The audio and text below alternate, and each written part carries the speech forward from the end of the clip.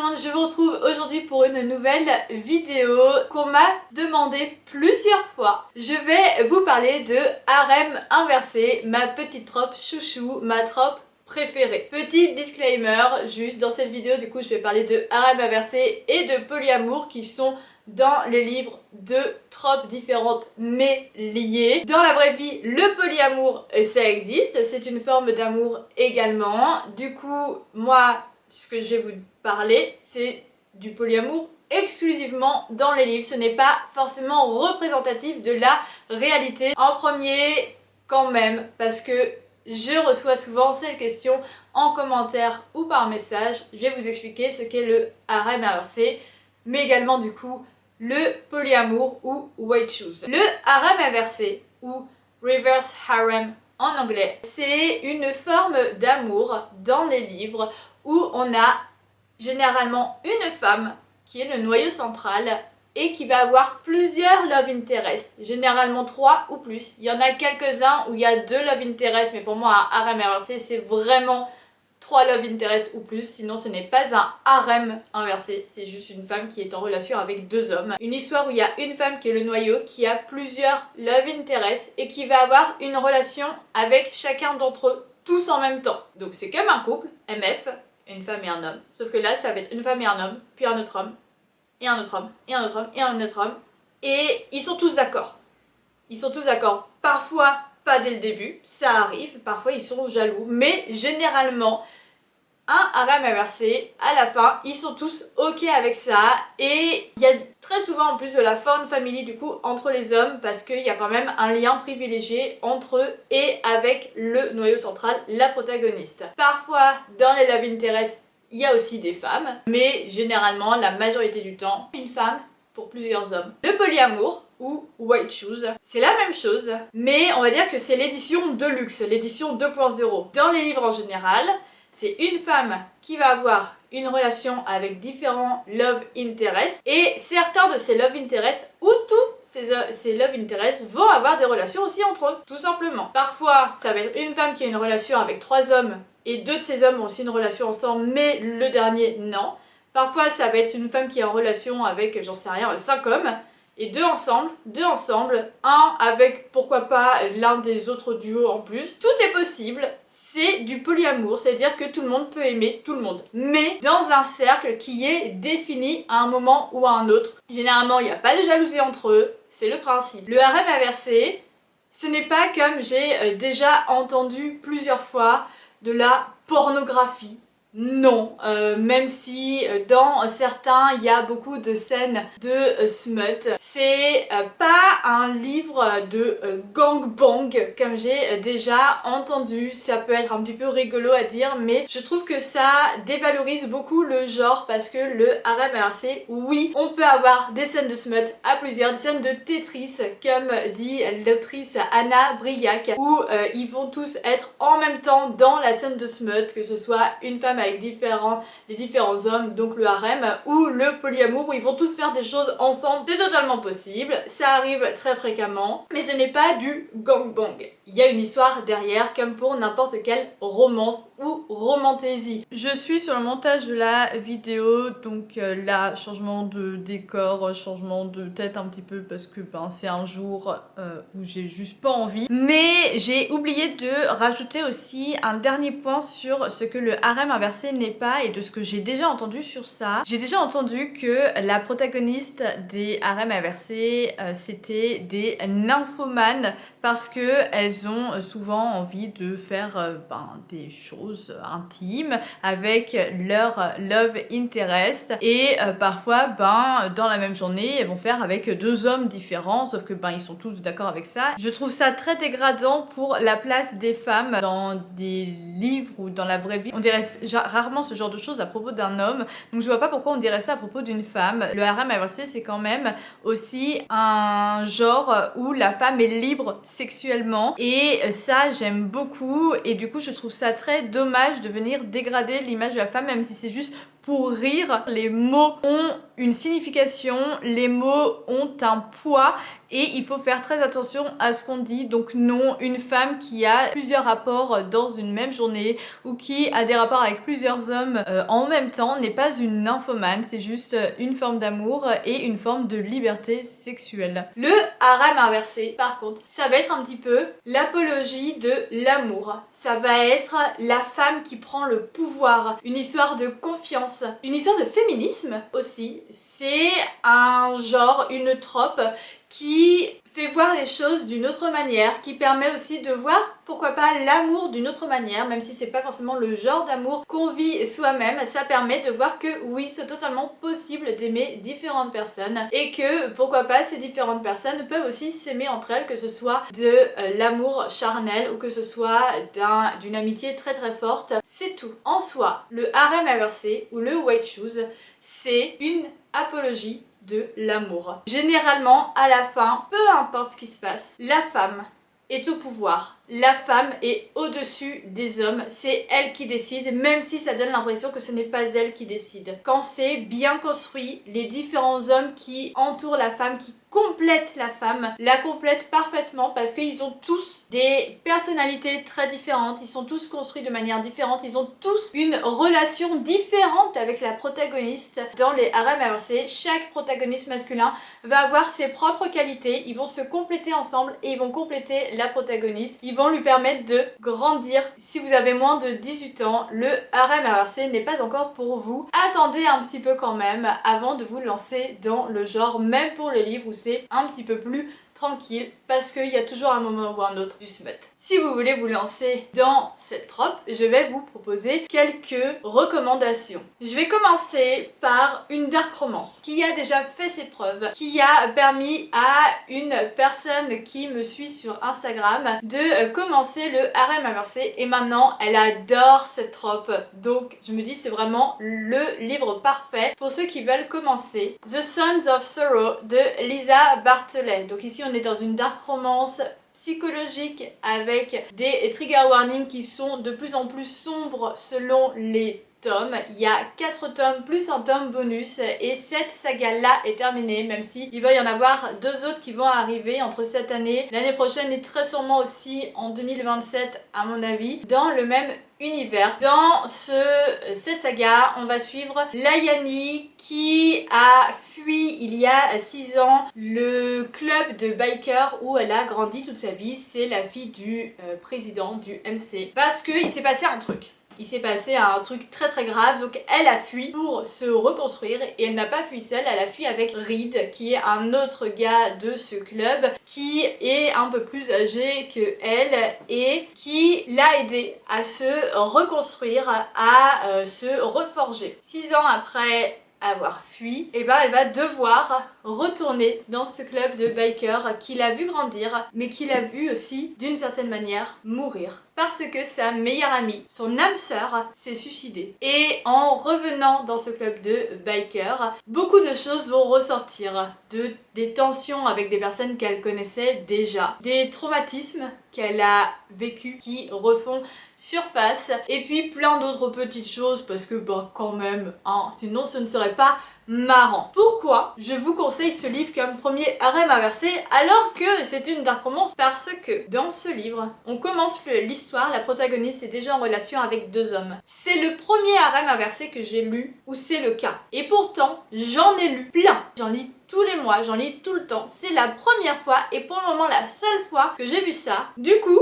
je trouve que c'est une très bonne entrée en matière parce que c'est déjà, vous commencez, c'est déjà le harem inversé. C'est déjà fait. On a après un slogan avec les autres love interest qui est plus ou moins slow. Il y a aussi le fait que elle connaît déjà tous les love interest au moment où l'histoire commence, au moment où le récit commence. Elle les connaît déjà puisque c'est des personnes qu'elle a connues quand elle était plus jeune. Ils font tous partie du même club, donc elle a grandi avec eux. Donc il y a quand même un truc où c'est assez facile. Je vais continuer avec Lisa Bartlett. Cette fois, pas une dark romance, mais plus une urban fantasy avec ce qui nous domine. Là, c'est une duologie. Donc ça peut être être aussi plus sympa pour commencer si on veut pas se lancer dans quelque chose de trop long. Là, on a 2 love interest, pas plus. Même si tout à l'heure je vous ai dit, les RM inversés c'est plus à partir de 3 love interest ou plus. Il y en a quand même quelques-uns où il y en a 2, c'en est un. Pareil que pour Son of Sorrow, c'est quand même assez dur psychologiquement, même si ça l'est moins. C'est avec des loups. Dans ce livre, on suit Raphaël. Elle est une rescapée. Elle a vécu un truc très lourd et elle est liée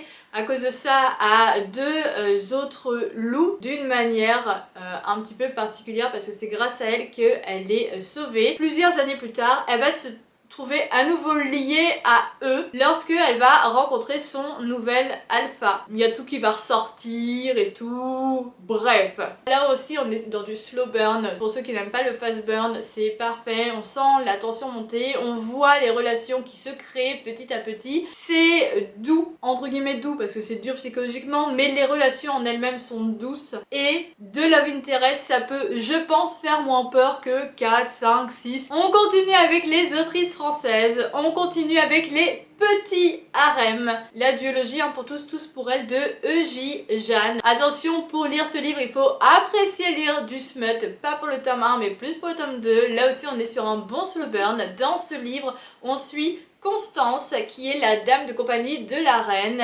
et la reine meurt, il y a un incendie, elle est morte, sauf qu'en fait ce n'est pas un incendie genre un accident, c'est un acte criminel et tout porte à croire que c'est Constance qui a commis le crime, sauf que c'est pas possible. Constance, elle est incapable de faire ça. Elle va être interrogée par les 3 mousquetaires. Donc oui, c'est une romance historique, j'ai oublié de le préciser, c'est une romance historique qui s'inspire des 3 mousquetaires. Elle va être interrogée par les 3 mousquetaires jusqu'au moment où ils vont se rendre compte que, en effet, elle n'a rien à se reprocher. Ils vont décider de l'aider et ils vont enquêter tous les 4 ensemble à trouver le véritable coupable. En plus de ça, ils doivent la protéger puisque tout le monde est persuadé que c'est elle la coupable. Là, du coup, c'est avec 3 hommes, donc ça fait moins peur, là encore, qu'un harem inversé avec plein d'hommes. Le tome 2 est très chaud bouillant, mais chaque scène a son importance.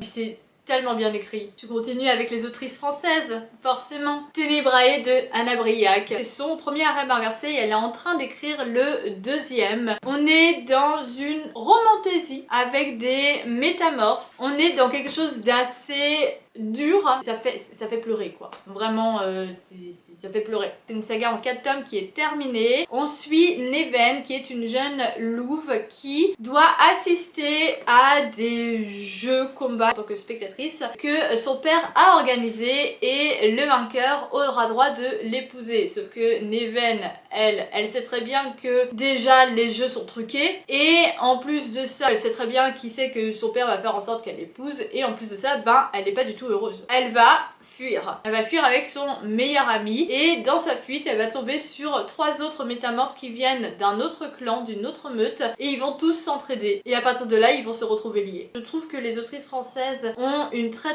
bonne manière d'écrire des harems inversés pour commencer le genre, mais c'est aussi très sûrement parce que elles font partie des premières en France d'auteurs français. Elles sont les premières, tout simplement. Elles sont les premières. On est encore dans un autre genre que ce que je vous ai présenté pour le moment. Je vous ai présenté une dark romance, je vous ai présenté une urban fantasy, je vous ai présenté une romance historique. Là, on est dans une romantaisie, mais avec des métamorphes, avec ce système de meute. La dernière autrice française dont je vais vous parler dans cette vidéo, et je pense pas que vous serez vraiment choqués puisque je parle quand même assez fréquemment de cette autrice, Ninon Iris H. Avec Chimère de Braise et de Rêve et le tome 2 Chimère de Feu et de Fantasmes, donc de la trilogie Chimère. Le tome 3 arrive cette année. Ninon Iris H, c'est celle qui a un petit peu lancé le mouvement. Je pense que c'est un peu aussi une histoire de chance entre guillemets parce qu'il y en a plusieurs qui sont arrivés en même temps. Il y a par exemple Broken Bones de Jebray qui a été traduit chez Corrigan qui est arrivé à peu près en même temps, mais elle a vraiment lancé le mouvement avec déjà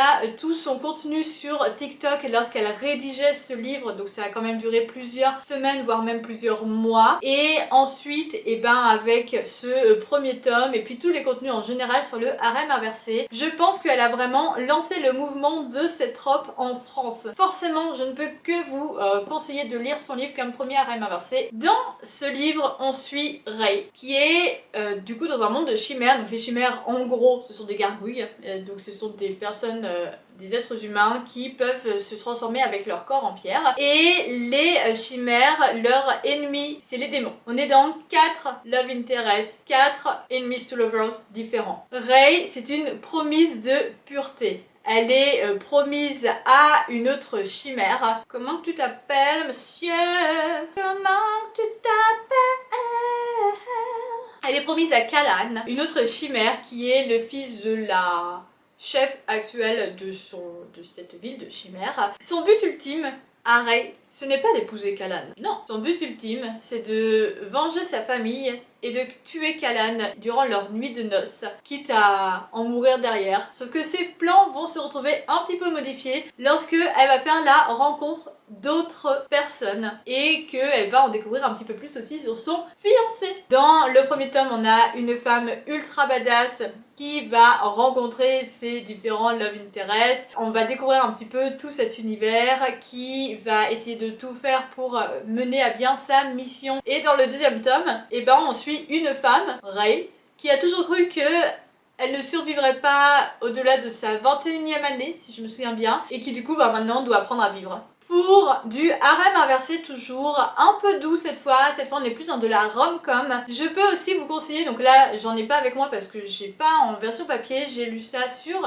Kindle, je peux vous conseiller l'autrice Lily Gold. Lily Gold écrit pas mal de one-shot entre une protagoniste et généralement 3 hommes. Celui que j'ai lu d'elle qui a vraiment réussi à me transporter, ça s'appelle Triple Duty Bodyguard. Et quand j'avais lu L'As de pique de Morgane Moncomble, j'ai vraiment ressenti la même vibe. Donc si vous avez aimé L'As de pique de Morgane Moncomble et que vous lisez en anglais, je vous conseille fortement de lire Triple Duty Bodyguard de Lily Gold. Ça se lit vraiment tout seul. Maintenant je vais vous proposer 2 livres de polyamour, donc de White Shoes. Les 2 sont traduits en français. Le premier, je ne l'ai pas avec moi, je ne l'ai pas encore acheté, même si je compte le faire un jour. C'est Fucking Around de Emily Ross. Il a été traduit en français dans la maison d'édition Roncière et là du coup c'est très spicy. Il est bien pour qui le fast burn, c'est pas dérangeant parce que c'est quand même assez fast burn. C'est bien pour ceux qui aiment les romances avec des hockeyeurs et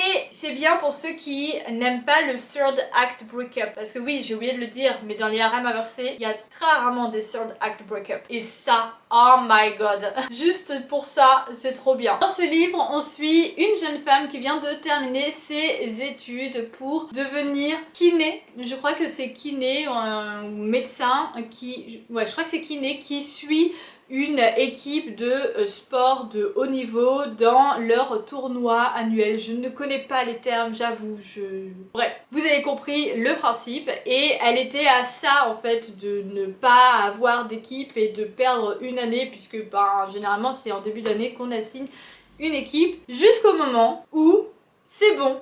On lui trouve une équipe de hockey. Elle, c'est pas forcément son plus grand dada, je crois qu'elle voulait autre chose à la base, mais elle dit ok c'est bon, je signe, de toute façon c'est que pour un an. Elle déménage à l'autre bout des États-Unis, bon je sais plus si c'est à l'autre bout, mais en tout cas ailleurs, et elle se retrouve du coup à être la kiné d'une équipe de hockey, mais dans cette équipe de hockey, elle va retrouver un monsieur avec qui elle avait passé une nuit de folie et pour qui très rapidement il y a eu des atomes très crochus. Mais c'est pas tout. La personne celui qui s'occupe du matériel je crois. Avec lui aussi il y a des atomes crochus très rapidement et puis il s'avère que le goal aussi est pas mal hein, quand même. Elle va ressentir beaucoup d'attirance pour 3 monsieur qui travaillent dans cette équipe de hockey ou avec l'équipe de hockey et 2 de ces monsieur sont des amis très proches en plus. C'est une histoire dans laquelle on va suivre une femme qui va rencontrer différentes personnes avec qui il va y avoir des atomes crochus très rapidement. On va les voir tous se découvrir cette forme d'amour, on va les voir évoluer ensemble. C'est très spicy, par contre c'est beau. C'est une très belle histoire pour un premier polyamour, à condition bien sûr d'aimer les scènes spicy. C'est une très belle histoire parce que on va tous les voir apprendre cette forme d'amour dans un monde moderne, dans notre monde, hein, dans un monde réaliste, qui est encore trop peu connu finalement, et qui, surtout quand c'est une femme qui va sortir avec plusieurs hommes, qui peut être limite objet à des critiques, si vous voyez ce que je veux dire. Donc oui, une histoire vraiment très très belle que je vous conseille grandement. Maintenant on va se tourner vers un monde beaucoup plus fantaisiste avec une romantaisie, Bonded by Thorn de Elisabeth Hélène. Je vous montre la version française puisqu'il est sorti en français avec une jolie couverture, même si c'est pas ma préférée. Le seul problème c'est que c'est sorti chez les éditions Chatterley et que Chatterley, j'ai l'impression qu'ils ne connaissent pas le travail de correcteur. Donc je vous montre une édition que plus le temps passe, plus je l'aime. Ce livre, c'est une réécriture de La Belle et la Bête, mais en harem inversé, en white shoes, pour être plus précise. Ensuite, Rosalina, qui est une jeune femme libraire qui habite dans un petit village. Elle a un père un peu starbé qui est persuadé que sa femme, la mère de Rosalina, a été enlevée par des faées et qui du coup parcourt le monde entier pour tenter de la retrouver jusqu'au jour où quelqu'un du village de Rosalina découvre le manteau du père de Rosalina perdu quelque part dans la forêt. Donc elle va partir à sa recherche et elle va tomber par magie dans un autre univers, un univers un petit peu parallèle, l'univers des faées. C'est pas un univers tout beau, tout rose, parce que déjà elle se fait attaquer par des gobelins, super, et surtout deux, elle va rencontrer 4 princes faées, et ces 4 princes, bon ben ouais, ils sont sympas mais ils sont quand même un peu chelous, entre un qui est tout le temps dans un casque, un qui est froid comme l'hiver, oh bah c'est marrant, c'est le prince de l'hiver, un qui est chaud comme la braise, oh bah c'est marrant, c'est le prince de l'été, et un qui est très très très timide et qui manque cruellement de confiance en lui. Ces 4 princes ont été maudits. Toutes les nuits, ils se transforment en bêtes sauvages et plus le temps passe, plus c'est compliqué pour eux, et le risque c'est que à un moment ou à un autre, ils ne puissent plus jamais retrouver leur forme de faée la journée. En plus de ça, leur château est envahi par des ronces. Super. Et la meuf, elle débarque là et son père est enfermé dans ce château. Du coup, comme dans le dessin animé, elle dit prenez-moi à sa place, donc ils la prennent à la place. Je viens de m'entendre, ils la prennent pas, bref vous avez compris. Ils l'enferment à la place du père. Le père est libéré et peut retourner dans le monde réel. Elle va passer un marché avec l'un des 4 princes faées. Elle va dire écoutez, je vais vous aider à lever cette malédiction qui vous transforme en bête sauvage de la nuit, et en échange, une fois que j'ai levé cette malédiction, je peux rentrer chez moi. Pour lever cette malédiction, il faut que chacun des princes trouve son âme sœur, vous voyez un petit peu le truc venir, et que l'âme sœur tombe amoureuse et accepte ce lien entre eux. Le problème, c'est que plus le temps passe, plus Rosalina reste avec les princes, plus ça devient compliqué de s'imaginer qu'il pourrait potentiellement finir avec une autre femme. J'ai vu un retour très récemment qui disait que c'était beaucoup trop spicy. Prenez ça en considération si jamais le spicy c'est vraiment pas votre truc. Ce premier tome reprend vraiment beaucoup de La Belle et la Bête, le dessin animé, donc tel qu'on le connaît, avec le truc des roses, Rosalina qui prend la place de son père après qu'elle soit allée à sa recherche, le père qui est traité comme un fou, l'ex un peu starbé, donc dans le dessin animé c'est pas un ex mais vous avez compris, qui veut absolument se marier avec elle. On est sur un premier tome d'une saga de 7 tomes. Donc forcément on est sur un livre avec un world building qui va se construire au fur et à mesure des 7 tomes, mais on sent qu'il est quand même bien. On est sur un livre avec une histoire, et quand j'ai une histoire c'est ça fait partie du world building finalement, mais il y a une histoire avec un grand H. C'était l'un de mes livres préférés de 2023, donc je ne peux que le conseiller. Sachez du coup que actuellement en français il y a un tome qui est sorti et le tome 2 sort en mars je crois, mais ça je ne suis plus sûre. En tout cas il sort très bientôt parce que la maison d'édition Chatterley a commencé à communiquer dessus. C'était ma vidéo sur le harem inversé / white shoes. N'hésitez pas à me demander si vous avez d'autres envies de vidéos un petit peu de ce style là où je vous présente un genre ou une trope ou un auteur, pourquoi pas. Oui, je pense fortement à Brandon Sanderson en disant ça. En attendant, je vous fais des gros bisous et je vous dis bonne lecture.